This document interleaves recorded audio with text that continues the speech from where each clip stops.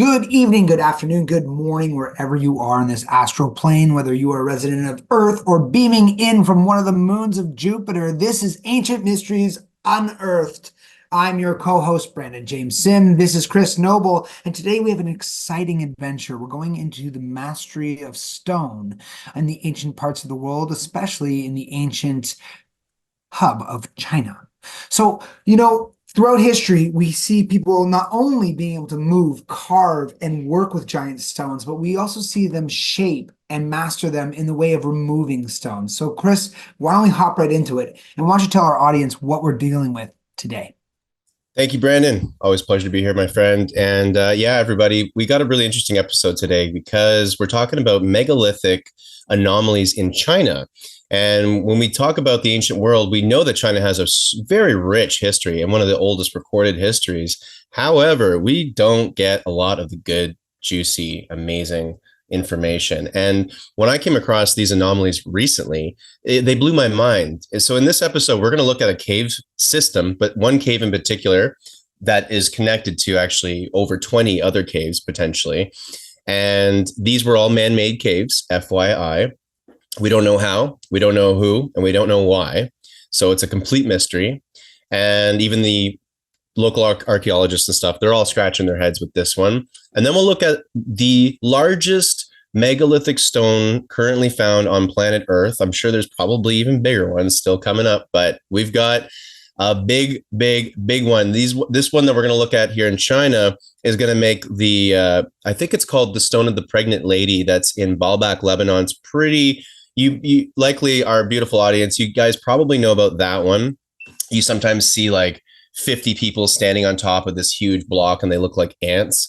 And that one in Lebanon, this one is like 4 times that size that we're going to look at today. So we're getting into some pretty incredible construction that completely makes no sense as to how these ancients did that. So it's going to be fun. Let's get into it. Yeah, so this reminds me of there's some spots in I know in Tibet and things with the Buddhist carvings of these giant statues and these temples that are all just made of one rock. They didn't even move the stones. So why don't you bring us into this tunnel? Because I am so interested to see if there's any similarities. Yeah, and it's a great thing that you bring that up because why do they always build like these one block, like one big ass block where normally we'd build, I don't know, 100 blocks within that one block, right? Why were the ancients obsessed with doing this? The explanation that I always hear that makes the most sense is because it was easy for them. Like, why would you build that if it was so challenging?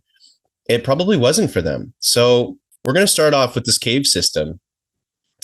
And as you can see here, we've got a very big cave. Now we're going to get some photos here where we can see people and you get a better sense. But I just wanted to quickly read a little bit. So this was discovered in 1992, so relatively recent. Whoa, discovered in 92? Yeah, Rediscovered, because obviously the ancients must have known about this. I'm sure you're probably right. Right. So in the modern day discovery, this was rediscovered in 92. They found a total of 36 grottos that have been discovered, equating to about 30,000 square meters of hand-dug caverns. Or maybe they were using machines, other methods, we don't know. But regardless, they were man-made. And while these caverns represent one of the largest ancient excavation projects in history, or at least recorded history, their origin has absolutely no documentation, which is really a big part of the mystery.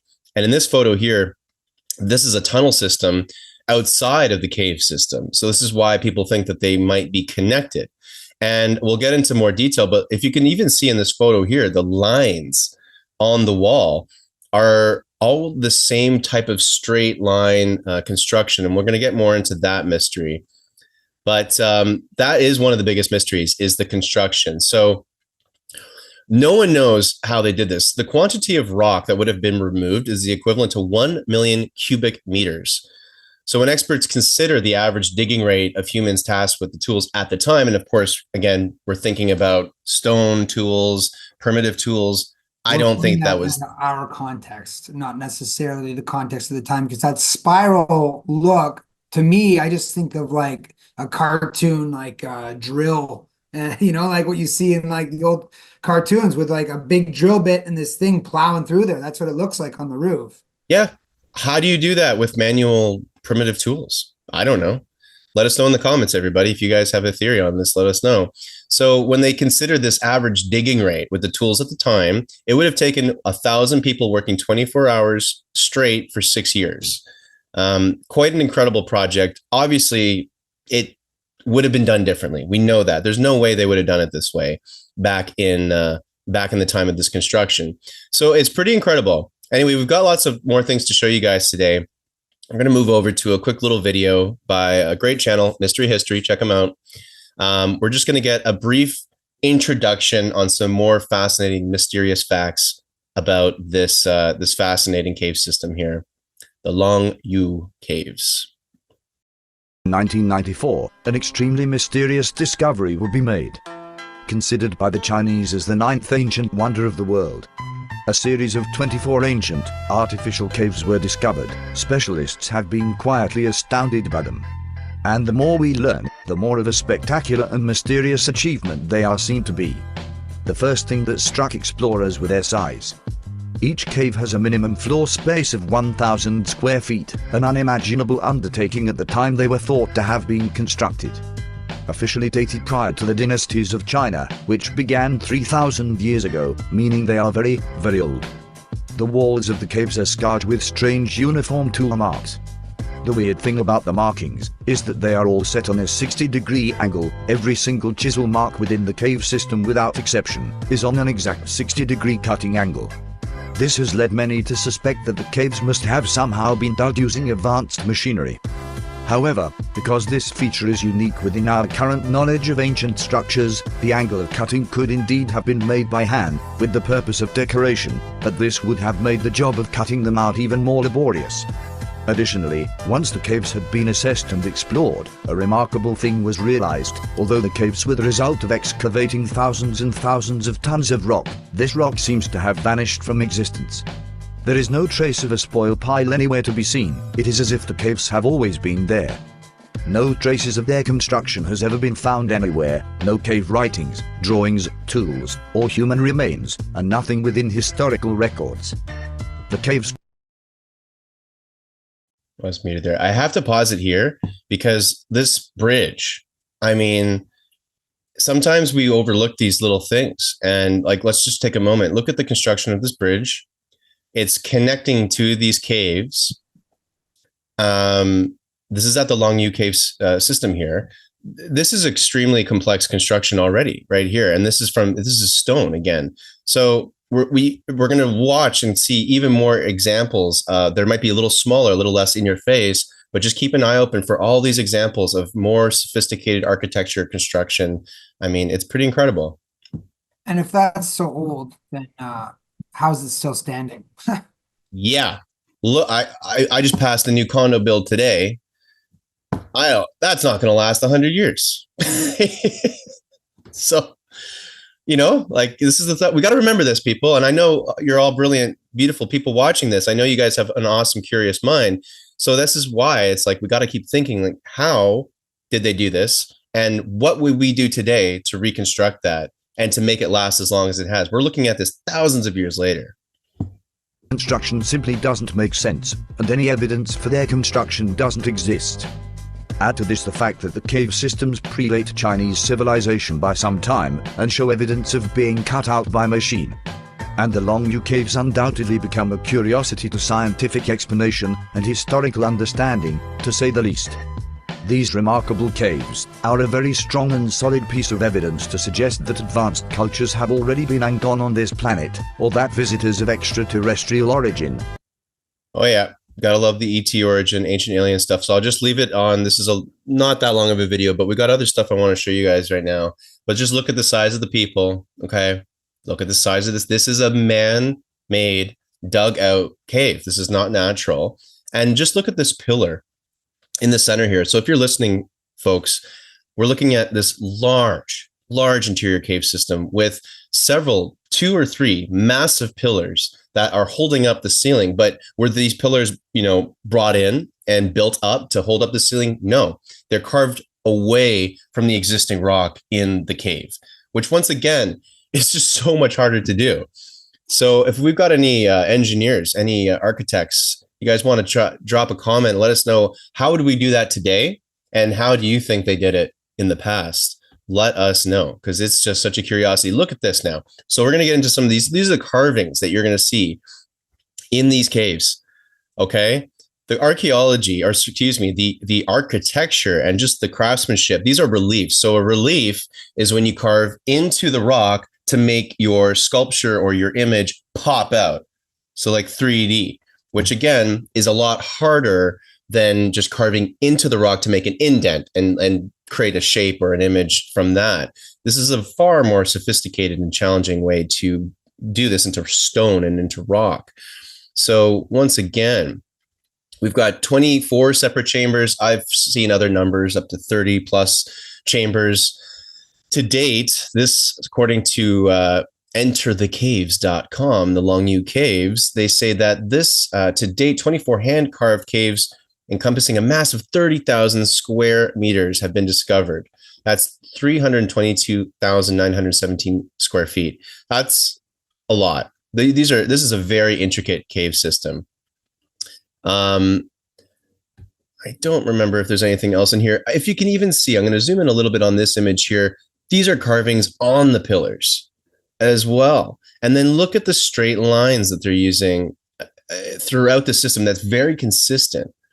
These are just really, really weird. And as again, we're reminded there's no evidence of construction, which if you're removing thousands and thousands of tons of cubic meters of stone, it's really hard to hide that.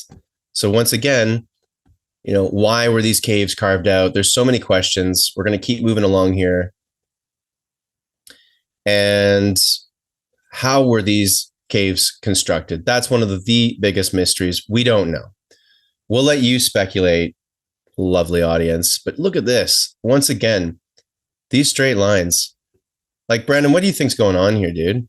Honestly, it looks like machine work. That to me does not look like an artist's flair. That looks like practical.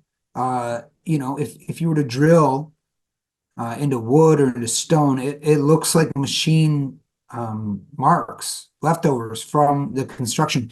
That's just what it looks like to me. I don't see how that really adds a huge aesthetic. It's not like it's you know, to me that doesn't look like art. That looks like evidence of stonework. But that's just my instinct, and it's only worth. I know. And so even here in this article on ancientorigins.net, you know, why were the walls chiseled? Every single one of the Longyou caves is covered from floor to ceiling in parallel lines that have been chiseled into virtually every surface.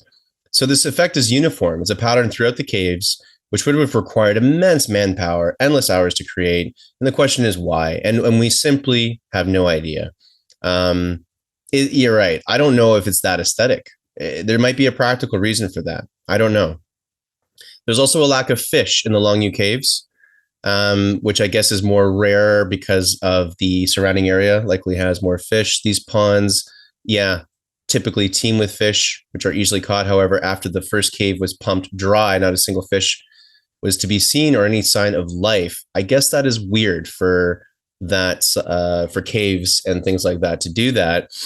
How are they so well preserved? Well, I guess maybe because they were underwater, right? I mean, that's the thing too. If these things were pumped out of the water, how did they maintain such amazing structural integrity? We don't know, but we're going to watch some really compelling video here. We're going to keep moving ahead. This is from Wandering Wolf. This is more of a travel vlog YouTube channel, and we're just going to follow this guy as he walks around. I think I'm going to leave it muted, and I'm just going to speak over top of him walking through this complex. So you can see behind him this cave system that still has water in it, actually. I'm going to skip until this is when he gets into the cave system here. Take a look at this. I mean, just look how small everyone is. I mean, they've actually reinforced those pillars now. You can see with some metal there. And you got these lines. Look at these carvings here. Look at that. I mean, it's stunning. There's some artwork on the wall there. It looked like almost like a dragon. Right? Exactly. So you've got a lot of artwork in this area. Actually, it looks like every wall's got exquisite carvings and whatnot. Let's get a look at the wall here. We're just going to skip ahead. Let's look again at these lines, and this will be the last one we'll kind of focus on for this area. We'll get to the big megalithic block in a second. How did they do this? Why did they do this? But anyway, look at these carvings, guys. These are amazing reliefs. The detail. What kind of story are they telling? What is the meaning behind all this? We have no idea. So, without further ado, let's keep moving along here, because we've got an amazing megalith I want to share with you guys. Brandon, I don't think you've heard of this, right? You've never heard of the megalith here in China? No, yeah, I was under the impression that kind of Baalbek, Lebanon had kind of the largest one in the world, but c'est la vie. Like you said, I'm sure there's other ones that we're going to find. I know in Siberia there was some megaliths that everyone thought was just a mountainside until they kind of noticed that it was stacked up on each other. So we're always discovering new things in the world, and it's always so amazing. And I'm always shocked at what we can accomplish, especially from our past, and gives me hope for our future. So let's check it out. Yeah, exactly, right? Like, let's take the wisdom from the past, bring it into our present time. Thank you very much. How are they building this stuff? So this is a phenomenal quarry area with megalithic stones. Let's look here. So not that far from Shanghai. We're coming into the countryside. As we zoom in here, this is Nanjing area. And as we continue to zoom into this quarry, we're going to scroll down and you're going to see, look at this thing. So it is a huge stone. You'll see in a second when we put a human beside this thing, but it's a big quarry. This is a 3D render right now of the area. And you've got these massive stones in both areas. Once again, look at this. One block of stone. Why do they always build that way? Why? Look at the size of this block. We're gonna pull up some images with people in a second. Dude, it looks like something from Star Wars. Right? And also, if we're always building with stone in the past, like what are we missing these days? Like why do they always do it? Is it for the longevity of it? Why do we refuse to do this kind of stuff now with all of our modern techniques? Like we build with chemicals and processed materials and stuff now that are probably not good for our health and fall down and need to be repaired in 10 years. And then you look at this and you're like, wow. Yeah, it's a massive discrepancy when you really think about it. Why are we building less complex now? It makes no sense. So just look at these aerials now. We're going to get a video here of what this looks like more on the ground. Same YouTube channel, this Wandering Wolf gentleman. And I kind of have it muted, but let's take a look here. This is a quick aerial shot like we were seeing before of this huge stone. It is huge. We're going to get a ground level view in a moment, but oh my gosh. And these stones, like this quarry area was built up as a quarry area. This guy has to kind of walk like from each section to another, and there's like a road area connecting them. It's fantastic. So we're going to skip ahead now. This is when, look at this. Look at the size of him. Look at him. That is the little gap underneath. Look at this. Look at the size of this stone. People, this is insane. That's underneath the stone. That's how much, probably like 5 feet tall room under the stone. It hasn't been fully cut out of the bedrock there. Kind of like the unfinished obelisk in Egypt, but this is like, what, 15, 20 times the size of that. So what was their intention? Like, this is the thing that kills me. Were they able to move those things? Why were you cutting it? Because if you're cutting stone like that, it looks like you were intending on moving it. So where are the other pieces that have been moved? Like this is another one. This is the steely head. And like, once again, it's massive. Where is that going? And why would they carve out these square rectangular kind of holes down there in the bottom. And then if you can see the protruding rock, these sort of square circular, see these rocks that kind of come out on the side that almost look like bumps. Those are exactly the same type of architecture found in Peru and other areas in South America. To Like, lock them together. yeah, Like it a might Lego block. kind of like a Lego block. Look at the size. This guy is probably not that. He looks tall too. I would say he's over 6 feet. He's tiny. Yeah, he's a big guy, you can tell. You can I tell. I just wonder about all this stuff. Like if we were able to move giant blocks like that, and so where are the constructions? If they're not on the surface, they've got to be like completely reclaimed by forest or they're in the ocean because the sea levels are lower or something. Like where are they? Right. I'm just Look gonna at go. Like I want to go quickly back to this aerial shot right here. yeah, just look at the channel between them. It looks like someone took a thick knife and just zip. It You looks know. like a patio stone. Like, what have they done? How did they do this? I don't know, man. I mean, this is really, this one just blew my mind.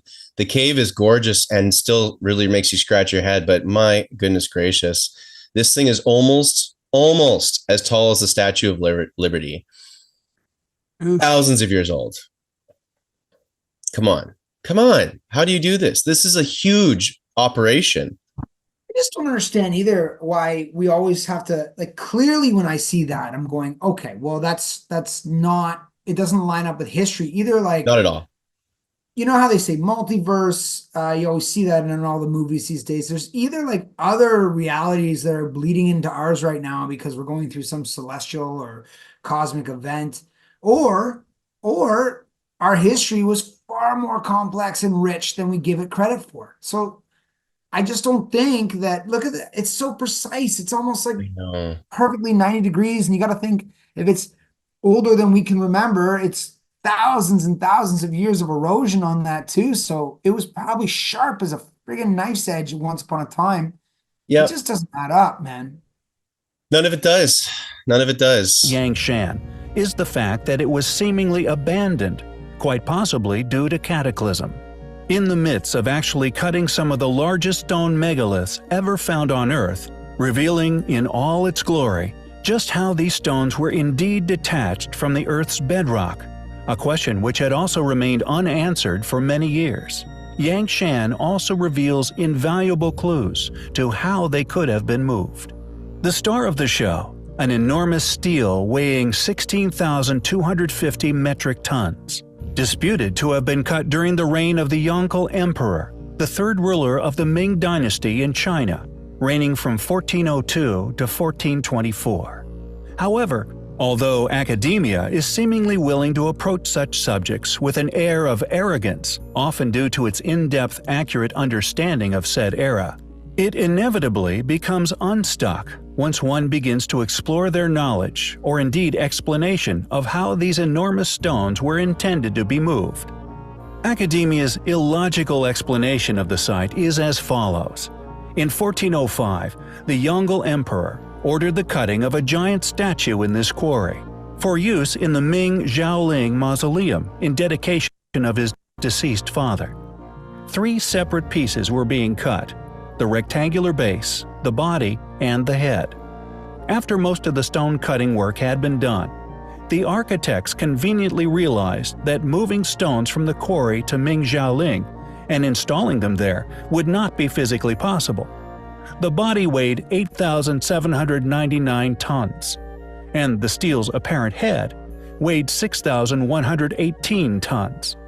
According to, quote, experts, it would have stood 73 meters tall. A supposed legend attached to this possible fallacy has it that workers who failed to produce the daily quota of crushed rock of at least 33 sheng would be executed on the spot. They're going to move that for a statue in the 1400s. Yeah. Which to me, whenever I see rock being moved like that, I'm like, that's not 1400s. 1400s is medieval times. All around the world, they're doing amazing things. They have great architecture. There's no colleges, there's no universities, but yet they can still build cathedrals in great cities. but they're working with smaller stone. They might be working with big stone, but it's still smaller than that. Yeah. And then you're going to tell me that if the workers didn't do their quota, they got executed. Well, those workers need skill to be doing it to such masterful levels. So you're going to just be offing them in between. You're going to run out of labor real quick in the 1300s, just or 1400s, whatever. Just saying that makes zero sense. And I'd like to know where they get the ground to stand on to even make such a claims. And I'm sure there's some people, and if you disagree, please comment below, because we welcome everything from all sides. But that just is a noodle scratcher as to, and we found out that they used camels to move them all. Yes, it was all camels. Yeah. I know for the theory for the Baalbek Lebanon stones that we'll see a quick video of in a second, not a video, but same video is going to show that comparison. That explanation that I've heard, the mainstream explanation, is elephants pulling everything up. And I watched I think it's, I forget the guy, Jimmy, I forget his name. He's got a pretty popular YouTube channel. He's been on Joe Rogan a couple of times, and he does great research. And he was talking about, he completely debunked the elephant construction theory for the Baalbek Lebanon stones. And I'm sure easily you could debunk this same thing with the stones in China here. Somebody came to me the other day and they're like, hey, they found out how they built the pyramids finally. And I'm like, oh, did they? And they're like, yeah, get this, boats. And I'm like, right. And they're like, yeah, they just use boats. How did no one ever think about that? And I'm like, right. How did no one ever think about that if it was so simple? And they're like, yeah, they just moved the boat with the stones. And then they lifted them a skyscraper's version in the air. Like, there's still a lot of questions. And once again, where are you getting this information? It's not like there's primary documents that we're finding that are like, hey, this is how we carved this cave or how we stacked the pyramids. And by the way, not only did we carve this stone and it was covered in this beautiful other type of material, but we also lined it up with the sky and did it with Orion, and all the math is the circumference of the earth. Yep, phi. Right. So, and it aligns with the solstices, and like you always hear this about these ancient sites. So it's not only amazing that they're able to build it, but there's usually so many layers like an onion to them that we don't even probably know what they were used for or what their true purpose is. And the technology that they used has probably been lost, and the purposes of it are probably other versions of tech that we can't even comprehend. Just like how if I went back in time and I had a smartphone, people would think I had some magic tablet with me. 100%. And funny that we call them tablets, in fact. So, well, isn't that interesting, right? And like, how many sci-fi movies or fantasy films have you seen where like they go up to a rock wall, and then if they know the right, time of day, or they have a certain stone or something, and then the rock door opens, and all of a sudden it's like technology, but just from rocks and maybe frequency and vibration and other types of energy and technology we just certainly in the mainstream don't really know much about or acknowledge even exists.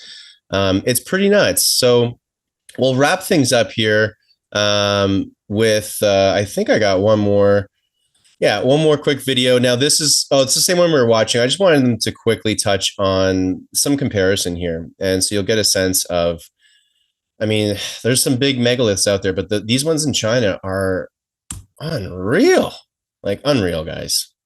But is this the real story of Yangshan Quarry? Or could there possibly be a more interesting history attached to this site, and indeed its accompanying stones? Within Baalbek, one of the countless examples found around the world, there are stones well over 1,000 tons in weight, which seem to have been effortlessly placed atop one another, using technologies or methods unexplained by these so-called experts. Is it really that unthinkable to believe that they could indeed once shift these enormous stones found in Yangshan? Not only move them, but lift them on top of one another? Fortunately, more and more people are beginning to look at this exact possibility.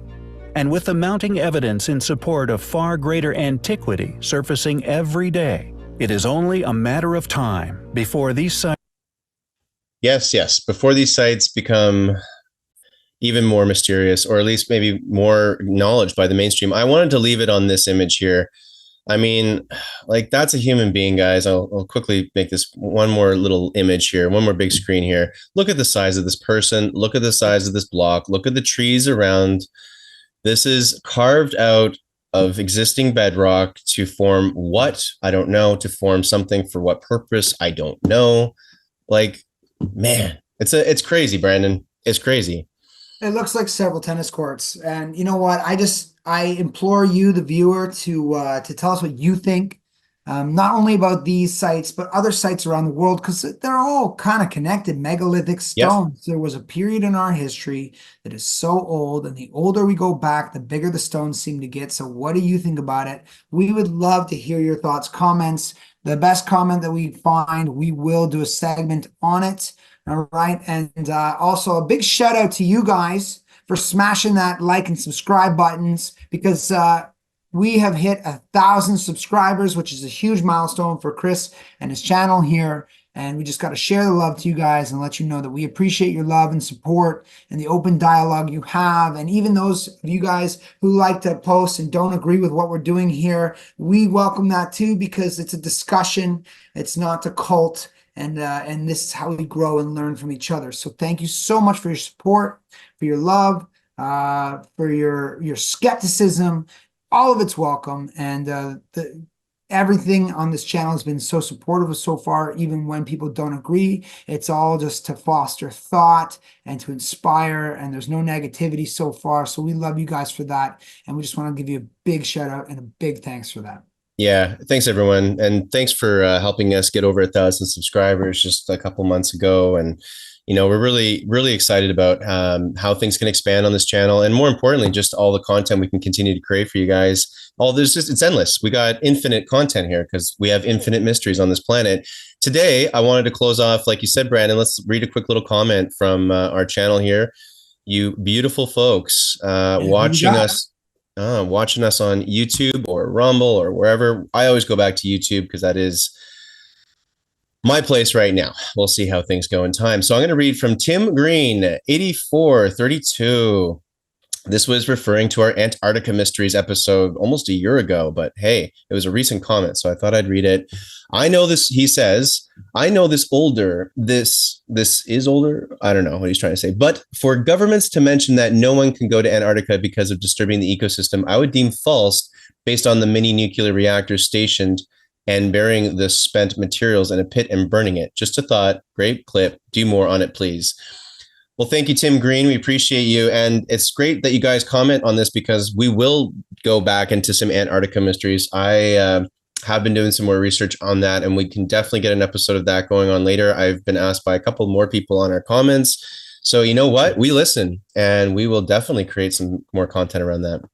Tim Green, I love that comment, because one of the things that always baffles my mind about Antarctica is, so England goes to war with Argentina over the Falkland Islands, right? And they're just these little tiny islands, probably bird havens. It's just such a small piece of land, and we're going to go to war with each other over it. I think it was with Argentina. Anyways, if I was mistaken on the country, it doesn't matter. Britain went to war over the Falkland Islands. But yet in Antarctica, it's like the size of a giant continent, and the whole world's like, meh, we'll share it. It's all peace and love down here. It's just snow, and there's nothing to see here, guys. And by the way, no one's going to fight over any borders or anything like that. Meanwhile, up in the north, we have like the Arctic Passage, and it's always a political discussion. And it's just interesting for me to think about how we can get along in Antarctica, but we have such a hard time getting along everywhere else. And I wish it was that way everywhere else. But that's something that's a noodle scratcher to me anyway. Yeah, it's another noodle scratcher. Even on Google Earth, you can go in and see, like, there's a Rockefeller Island area, and there's even a Rothschild. Like, yeah, why are these ancient families very wealthy families have land areas named after them in Antarctica, specifically Antarctica. Like, why? Why? It's just such a mystery. I mean, it's like screen writers galore. You could just write everything. I mean, even Jules Verne has a book about like the ice sphinx, which is down that way. It's just, I think everyone has always kind of had a bit of an interest with that. So, And I wonder why. So, hey, thanks for the comments. And we will definitely get some more content and come up with an episode for that later on in the future. So, thank you, everyone, for tuning in to another episode of Ancient Mysteries Unearthed. As always, we love having you here, and we look forward to seeing you on the next episode. And Brandon, thank you so much, my friend, for being my fearless co-host on this journey. Appreciate you. appreciate you. Appreciate everyone watching. Go do something for gratitude today. Do something good for yourself. Maybe one of your friends or loved ones or a complete stranger. Keep spreading that knowledge and keep questioning everything, guys. Absolutely. And for anyone that wants to join on YouTube, as a member, you're going to get some new free content because we are going to stop recording right now, but we will record a little more additional content for anyone that wants to sign up as a member for our YouTube channel. Help support the channel, of course, helps us make more content, keep the lights on, and keep the mysteries flowing for you beautiful people. So if you want to sign up for a membership, that's great. You're going to get some more content free and, well, not free, but you're going to get some more content for your contribution. And regardless of any of that, thanks for liking and subscribing. Thanks for tuning in, and we will catch you on the next episode of Ancient Mysteries Unearthed.